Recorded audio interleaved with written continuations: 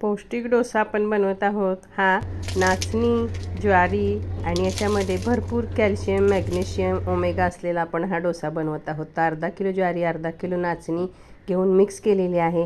त्यामध्ये 100 ग्रॅम जवस म्हणजे फ्लॅक्स सीड्स आणि 100 ग्रॅम तीळ, 50 ग्रॅम ओवा हलका हलका गरम करून याच्यामध्ये छान मिक्स करून घ्यायचं आहे आणि आपण गिरणीतून दळून आणायचं। या पिठाची तुम्ही भाकरीसुद्धा पावसाळा थंडीमध्ये खाऊ शकता। अगदी पौष्टिक आहे, याच्यामध्ये कॅल्शियमचं प्रमाण भरपूर आहे। शिवाय नाचणी पचायला हलकी आहे, तुम्ही केव्हाही खाऊ शकता। आणि एकदा पीठ दळून आणलं की तुम्ही याच्या इडल्या, हवं तेव्हा भाकरी, भाजी किंवा असा डोसा बनवू शकतो। अगदी पौष्टिक आहे आणि पटकनसुद्धा होतात।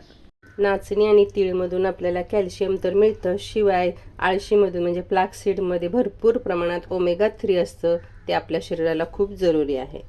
आपल्याला फ्लॅक्स सीडमधून मिळतं। तर हेच दळून आणलेलं पीठ मी 1 वाटी घेतलं, त्याच वाटीने अर्धी वाटी बारीक रवा, अर्धी वाटी दही आणि 1 वाटी पाणी असं घालून सुरुवातीला मिक्सरमधून काढलं आणि नंतर आपण कन्सिस्टन्सी ॲडजस्ट करण्यासाठी पाणी टाकून अशा पद्धतीचं मिश्रण तयार करून घ्यायचं आहे। यासोबत खाण्यासाठी हिरवी चटणी बनवलेली आहे, साधी कोथिंबीर, पुदिना, हिरवी मिरची, तिखट, मीठ टाकून, साखर टाकून, लिंबू पिळून घेतले। अगदी साधीशी सिंपल चटणी बनवलेली आहे।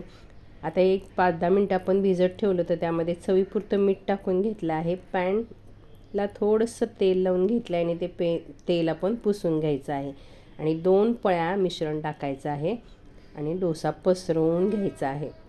सुरुवातीला पॅन अगदी कडकडीत गरम करायचा, नंतर गॅस आपण मंद करून त्याच्यावर 2 पळी मिश्रण टाकून पातळ डोसा पसरवून घ्यायचा आणि छान सगळ्या बाजूनी, खालच्या बाजूनी अगदी तांबूस होईपर्यंत आपल्याला कमीत कमी असा कलत्याने उलटता येईल इथपर्यंत छान भाजून घ्यायचा। कारण डोसा कुरकुरीत करायचा असेल तर थोडा वेळ द्यावा लागतो, तरच तो कुरकुरीत छान असा होतो। अगदी पातळ असा पसरवून घ्यायचा आणि उलटून घ्यायचा आहे।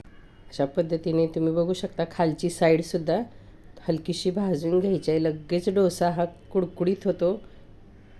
याच पिठाची तुम्ही भाकरीसुद्धा बनवू शकता, इडल्यासुद्धा बनवू शकता। अगदी पौष्टिक असा पदार्थ आपण या ज्वारी नाचणीच्या मिश्रणापासून बनवू शकतो।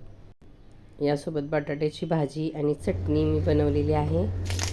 अगदी मस्त कुरकुरीत असा हा डोसा तयार होतो। तुम्ही हवा तेवढा कुरकुरीत बनवू शकता आणि चवसुद्धा खूप छान लागते। तर असं ज्वारी आणि नाचणीचं मिश्रण तयार करून ठेवा। तुम्ही हवा तेव्हा भाकरी बनवू शकता, कोणत्याही पालेभाजीसोबत खाऊ शकता किंवा असे डोसेसुद्धा बनवू शकता। आवडल्यास लाईक, शेअर करा। धन्यवाद।